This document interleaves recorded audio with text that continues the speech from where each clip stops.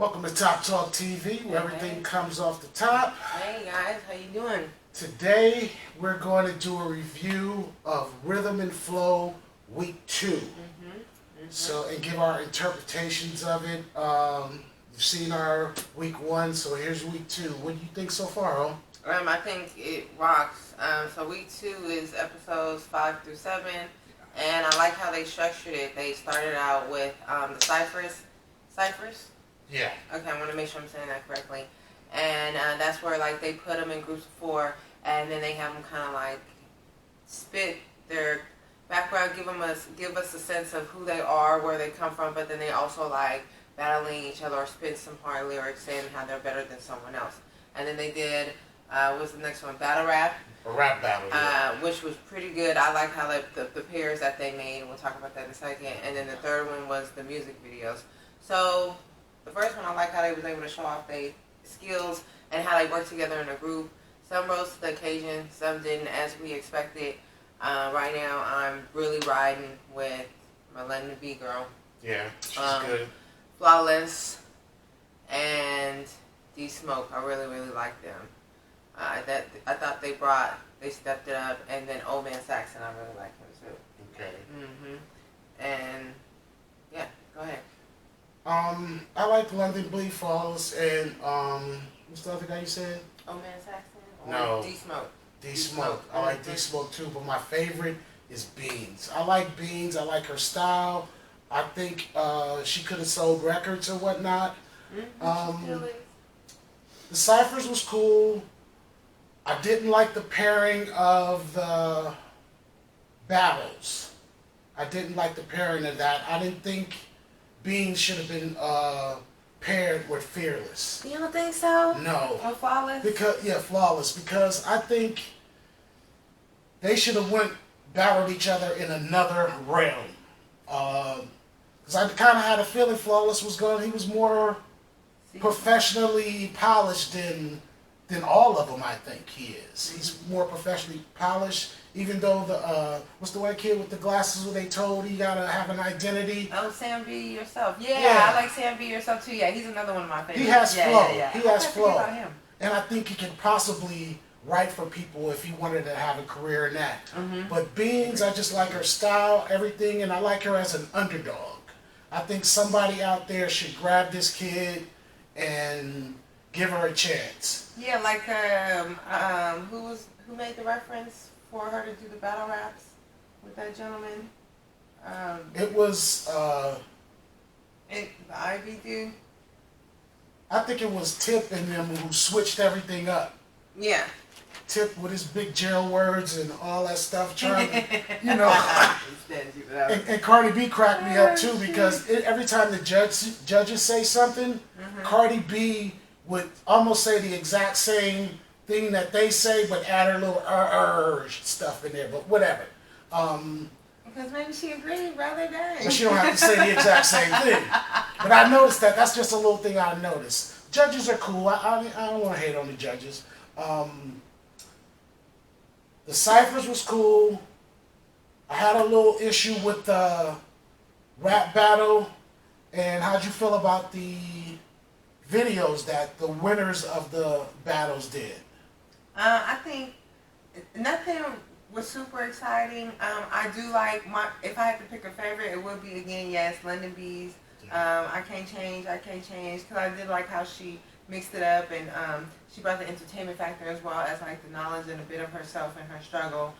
But it was entertaining. It did have the energy. It was memorable. You had chants, you had quotes that people were going to use on their Instagrams. As they said, it has to be memorable and quotable.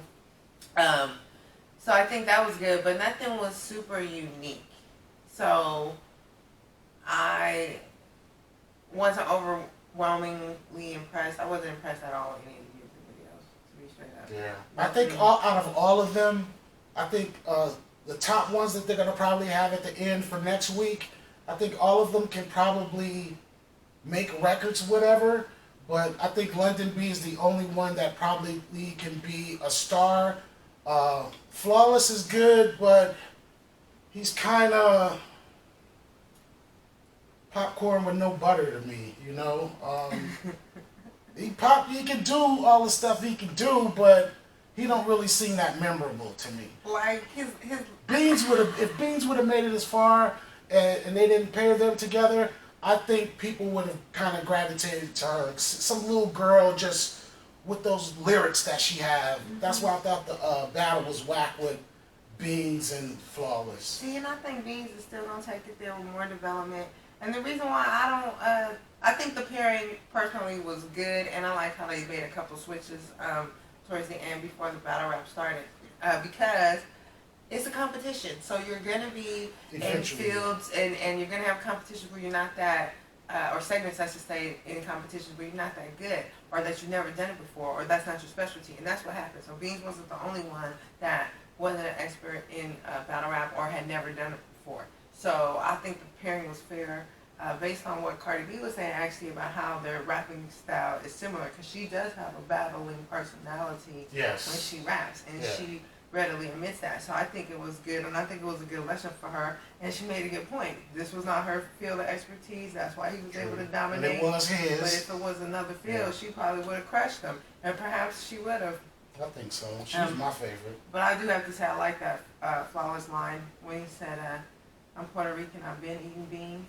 I thought Yeah, that was dope. That was dope. You gotta watch it. Like some of them with the performances really came through.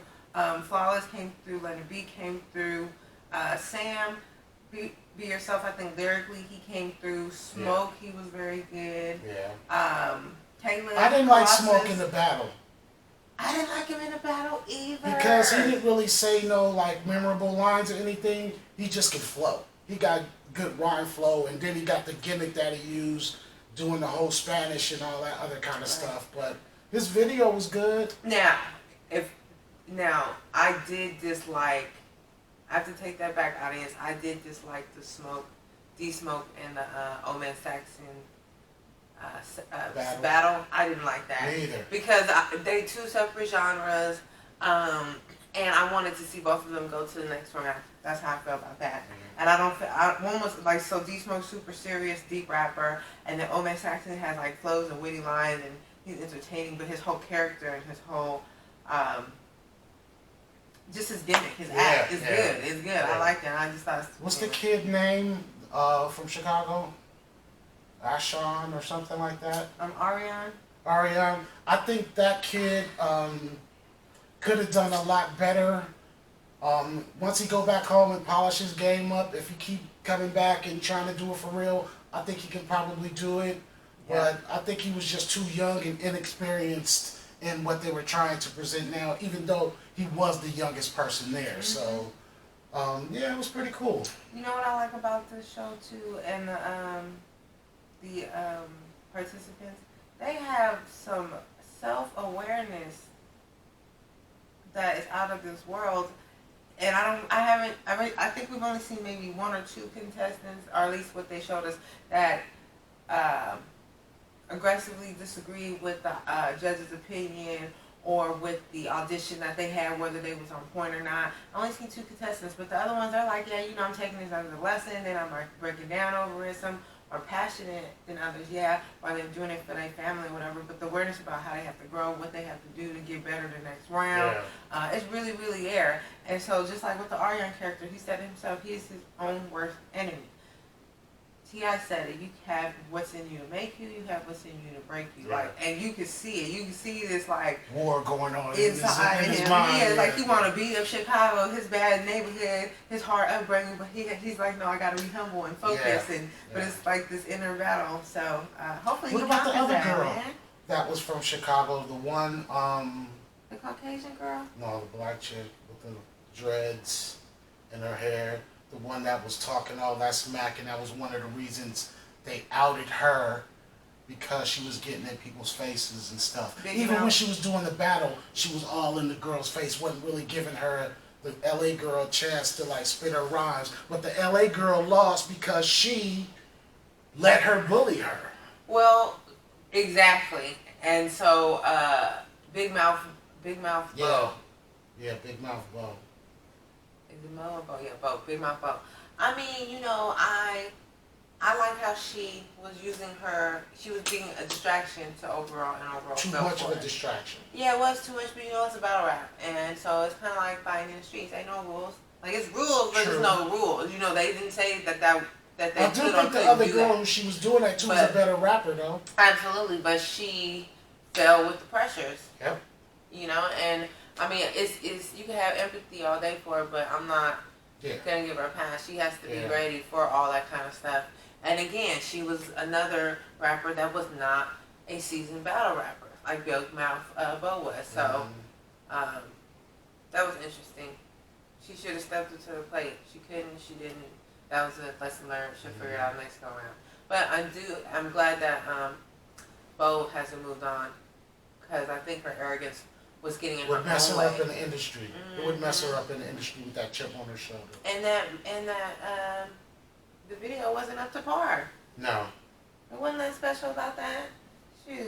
You could tell she probably wasn't used to shooting music videos and whatnot. Like they say, the only thing that they liked was like the early part of her video when like she was showing the L train and all that other kind of stuff in Chicago, but the rest of the video was just generic. Just sounded generic. So. And again, back to production, I like how they randomly selected. So they said certain producers to mentor these artists and help their stuff come together. Because if you really trip, London's whole chorus was changed. Remember? Yeah, she didn't like it at first, but then she seen how it worked and made it better. The one line she said was better than her actual chorus, so she basically had two choruses in her song. So it worked for her. So. And I like how she is the favorite, I think, right now. Everybody think the Fearless guy is the favorite, but I think London B could actually have a hit on the streets. Yeah. The other guy, Flawless, I think he'll be able to make good, clean, crisp songs, but I don't think any of them will be memorable. Now, do you think any of the artists are going to be memorable? London B is the only one I think that could be memorable. And my little underdog Beans, I think if she would have lasted long enough, she would have been memorable too. Because she, to see such a little girl say those lyrics, that's something you don't really see that much of. And I like lyrics. I don't like this bubblegum Soldier Boy type stuff that everybody be listening to. I'm not really into that. I like lyrics, and her street stories and similes and metaphors are just cool. I just like the way it flowed out of her mouth. I would never expect those kind of lyrics to come out of that little person. You know what I mean? So that's why she like my underdog favorite. She's gonna come back. Yeah, I think so too. She's gonna have a hit on her hands. Somebody's gonna groom her. I think so. She's gonna be back, and she's gonna be hot like fire. And she's a little Latina ball of fire anyway. So she has a big community already having her back. Watch. Guaranteed, especially just appearing on the show. But yeah, you guys, so it was an awesome episode. 5, 6, and 7. Second week rocked. It's getting better and better. The production is quality. The contestants are polishing themselves. The judges are playing no favorites. They giving it to them straight up. It's very aggressive, very vulgar, very street and rap driven, raw. So check it out. Hip hop driven, right? But they're looking for the full package, the sellable package, but someone that's memorable, and an artist that has substance and something to say. I got a question for you. Supposedly next week, what are they supposed to be doing? Like some kind of stage performance in front of crowds? You know what? I was watching that preview, and I'm not too sure. I hope so. Oh, that's what it is. It's performance. That's right. Thanks, bro. So next week they're gonna be doing performances with R&B artists. So. They're going to put a song together with the R&B artist, and DJ Khaled's supposed to be helping one of the contestants. I'm not a Khaled fan and telling him about stage presence and how to stand out, be unique, but be authentic and represent, and how to coordinate, balance, and connect with the R&B artists as they do their performance. Yeah. But then they have like one day to write and remember and rehearse the song, and then perform it the next day.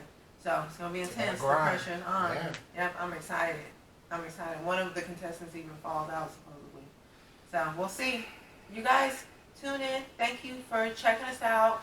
listen to our review about Rhythm and Flow, second week, episodes 5, 6, and 7. You know, leave comments, your comments below. Give us your feedback. And don't forget to like and subscribe. Thanks for tuning in. Top Talk TV. Yeah. All right. Everything comes off the top. Peace. Peace out. Yo, stop frontin'. Yo, stop frontin'. Yo, stop frontin'. Yo, stop